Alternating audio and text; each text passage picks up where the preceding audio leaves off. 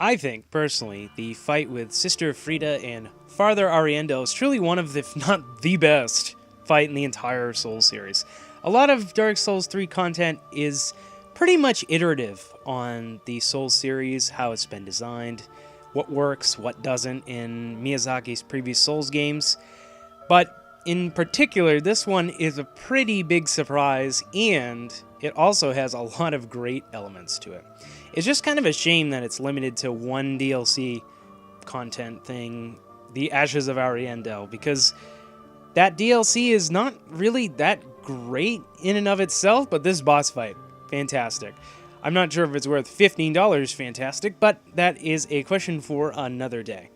Now, before we begin, this is definitely going to be a spoiler-filled video. I recommend you play this for yourself first, because I really don't want to spoil the surprise for you, because this is a pretty awesome boss fight. But if you have zero intentions of playing Dark Souls 3 or Dark Souls 3 DLC, which is kind of a time commitment considering the recommended level for this content is level 100, then please go ahead, watch the rest of it. So, what makes this so great? Let's go over the structure of the boss fight first, as befitting the boss anatomy label. So, phase 1, you fight Sister Friede by herself. Initially, you just fight her in a narrow corridor. This serves as sort of an introduction that eventually you familiarize yourself with her wide-arced scythe attacks and also how to defeat her in the easiest way. Every one of her combos has a definite timing and arc to it, which, like many Souls fights, rewards observation and identifying pause points that allow for a quick attack. Unlike a lot of the humanoid bosses in Souls games, Friede staggers pretty easily, so you can attack right through her attack strings, and it's actually a viable strategy to interrupt her. Well, I am kind of annoyed by the fact that she can just start ignoring your attacks for some reason, and it's not really clear when she gets a sort of super armor to attack you back. You can still get a few hits in if you know exactly when to stagger her and when you're not going to get tagged by her giant scythe. Friede, of course, can also evade and back off, so hedging her off at the pass can also be a benefit if you can provoke her to escaping towards a wall. I mean, this is still a video game, and bosses are relying on AI patterns, and they sometimes act a little stupid. So you can predict and you can force her into bad situations. Of course, at the same time, this isn't either a straightforward duel. At certain points, Friede will attempt to escape and turn invisible, which is super duper fun.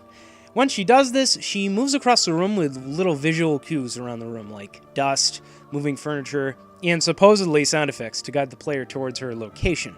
Eventually, she stops to charge a grab attack, and as you know, grab attacks in Souls games hit for massive damage. While it can be dodged, this is very difficult to do consistently, unless you find her by tracking her before she strikes. Now, at the same time, if you just happen to see her and get into range, she'll also appear, so it takes like at least 5 or 6 seconds for her to charge the grab when she starts, and it makes a pretty distinctive sound effect, so I would imagine most players will be able to find her before she does it. The best way, of course, is to simply not let her leave at all, since getting into melee range with Friede makes her visible again. Approaching her, she turns invisible, of course, will make her visible again, and usually she just jumps right behind you to escape. It's a very predictable move. Literally any attack interrupts her grabs, so there's always an escape for the astute and observant who don't understand how to track her. Even when the grab occurs outside of her invisibility phase, which, when she does that the first time, will probably hit you. Other than this little quirk, there really isn't much to Phase 1, but in terms of being a narrative piece, it's very effective in setting up the subsequent parts of this elaborate encounter. So, Phase 2, Sister Friede and Father Ariandel. Suddenly, a one-on-one battle turns into a two-on-one bout of survival. The best comparison, I would say, would be Ornstein and Smo, which is the last boss anatomy video. One small, swift adversary, and one very large dude who both want to kill you. Unlike those two, however, the second phase of this fight places you in a very, very wide open arena with nary an obstacle to remove you from either boss's grasp. You have to fight Friede, who has almost the exact same moveset as the previous boss fight phase, and Father Ariandel, a hulking behemoth who uses massive strikes and fire attacks. However, what strikes me about this fight is that the AI of both enemies, along with their movesets, are completely complementary. One boss does a ranged attack, while the other is in melee range, and vice versa. The player is encouraged to have one boss up close and one boss far away, so they aren't overwhelmed with a bunch of melee attacks, which are really hard to dodge when you have two enemies fighting at the same time, and the camera kind of go nuts. While it's obvious going in melee range with both bosses at once is inadvisable, to say the least, figuring out how to separate them from each other is one of the phase's core conceits. Friede only walks slowly towards the player and only uses a ranged ice attack that can be easily avoided. Ariandel, on the other hand, aggressively charges a faraway player. Now, both bosses have a shared health bar, which is also an advantage. As the Ornstein and Smo fight, you had to kind of whittle away at their health, but in this fight, you can hit either one and you can get a bunch of damage off. So a lot of this structure is an advantage to the player. So you can lure Ariandel to you while Friede's ice attack misses you, and this creates opportunities to deal damage to both, instead of having to do this long drawn-out fight. And likewise, letting Ariandel cast his really far-reaching flame attack, I think it goes almost the whole way across the room. This allows you to attack the still low-poised Friede without worry, at least for a few seconds. Figuring out how to manipulate one opponent and the other into creating opportunities for attacks is the highlight of this phase. While it seems at first to be kind of a seemingly overwhelming show of force, keeping track of both enemies and creating, I'm emphasizing this, rather than kind of just waiting for openings, is a very proactive process in this phase. This proactive nature is further emphasized because of Friede's ability to heal.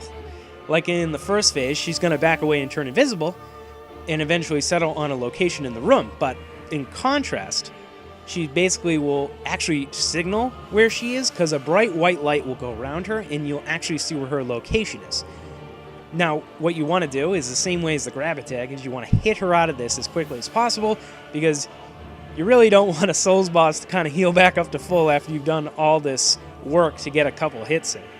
But, of course, at the same time, Ariandel's doing whatever he's doing or decides to do, which may be a giant attack that blows you up or some kind of fire attack, and he's always going to be bearing down in your position because he primarily wants to do melee attacks to you. So a player has to pay attention to both foes at the same time, or they might find themselves dropping dead from their recklessness to prevent the healing. All in all, this is a brilliantly designed fight that further shows how two enemies complement each other's ability sets rather than using a randomly attacking AI pattern is just pretty much more interesting. You actually have to think about what you're doing, creating an opportunity, rather than going, well, let me wait out this attack, let me wait out this attack. In this fight, you can actually manipulate where each boss is going to be. So if you're paying attention and you know what attacks they have, you can proactively create a good opportunity for yourself to get a ton of damage off. So if you want to think of Dark Souls 3 being an improvement on the Souls formula in an iterative way, this boss fight shows that interesting situations aren't nestled in unfair scenarios like Ornstein and Smo and the Gargoyles can be at times, but actually forcing the player to think. Now, if you want to avoid spoiler, I would recommend for you to stop watching the video now so you can enjoy the last part of this boss fight, which is Phase 3, Dark Flame Friede. To top all of this off, the whole fight culminates in this surprise final phase that usually takes players off their game because there's dialogue and a transformation that may outright kill you. I mean, the game actually says that you've beaten the boss after you kill Phase 2, but immediately after that, dialogue and stuff happens, and then most players are going to go, What? 3 phases?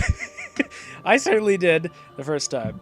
The game even takes the effort to say it's over, before suddenly bringing her to life with dark pyromancy and a boundless will to murder you. Well played, From Software. But really, the first phase actually gives you a basic familiarity with this third phase. Friede has simply added many, many, many long combo sequences and explosive magic attacks to her arsenal. While, of course, a lot of these attacks can outright kill you on a first attempt, this is, in a lot of ways, the first phase with a foe that's slightly faster and little additional nuances that, if you take the time to look at, are pretty much surmountable. The real issue for many players is that, like, a 3-phase boss fight is 1, not a thing that Souls series has ever done before, and 2, is an endurance match of the highest order. By this point, most players who get here the first time are probably really low on Estus flasks and are stressed at the thought of losing to an overly aggressive foe that can kill them in a few hits. But that's the entire point. The shock and awe that Phase 3 brings is part of its challenge, but Friede is very much the same in many respects. Despite the longer combos, you can still stagger her out of those combos. She still jumps away to turn invisible, but you can, again, hit her out of this attack as well, which isn't always followed up by a grab, more like a magic attack, but same principle applies. Even her giant dark pyromancy magic attacks are generally easy to avoid once you learn to run away or dodge with the right timing. That doesn't remove the stress of actually making it to the phase at all, and then to figure out how to counter her in a flurry of magic and crazy long attack strings isn't exactly easy. In sum, the third and final phase fosters consistency. If you can make it to this phase while taking relatively little damage and using almost no resources, which is pretty much what's required to actually learn how to do this, then you probably have more than a fighting chance of taking out Dark Flame Friede in a few attempts. Defeating her both requires prior knowledge, while also having the courage to interrupt her as frequently as possible, because again, she's still low poised, so that's pretty much the best way to do this. They're educated risks, and the passive will probably never defeat the final phase because they're too afraid. And yeah, that's what makes it pretty great. So, in conclusion, if one word seems to come up more often than any other when I was describing this fight, it's the idea of being active, quote unquote. Unlike the previous two Souls boss fights covered in Boss Anatomy, Sister Friede and Father Ariandel require a player to understand the fight, and in doing so take active risks to create openings. The length of this fight means that the longer it goes on, the more mistakes you'll make. Now that's true of every boss fight, but in this one in particular, because it goes on so long and you have 3 full health bars to take out, that's a lot of work. So, creating opportunities for damage reduces those mistakes in a big way. And to actually capitalize on those opportunities means you're going to take damage if you don't do it quite right, but you can learn that. Again, this fight also emphasizes resource management to a degree that no other boss fight I can think of in the whole game really does. Preparing for each phase and spacing out your Estus for them is an individual task, but mastering each phase means you can eke out a tiny bit more fight on each run. Mastering the fight also means figuring out which parts you struggle with, and a little Estus can go a long way towards figuring out what you have problems with, because there's a lot of things you can have problems with in this fight. Now, I think some people might consider this a bit of a cheap shot to have a 3-phase boss fight, and it might be a bit dastardly of From Software to create such a thing. It really contains all of the struggle and ascending challenge you'd expect from the last bits of original Souls content we'll see for quite a while. The From Software could somehow make a 3-phase boss fight compelling, increasingly complex, and, as far as I'm concerned, totally fair at the exact same time is quite an accomplishment. And this has to be my favorite fight in the series so far. If that's not high praise, I don't know what is. Alright, well, this has been Boss Anatomy. I hope you enjoyed listening to me ramble on about a boss fight for about 15 minutes. If you liked what you heard, please share and subscribe and all that jazz. I will see you guys next time.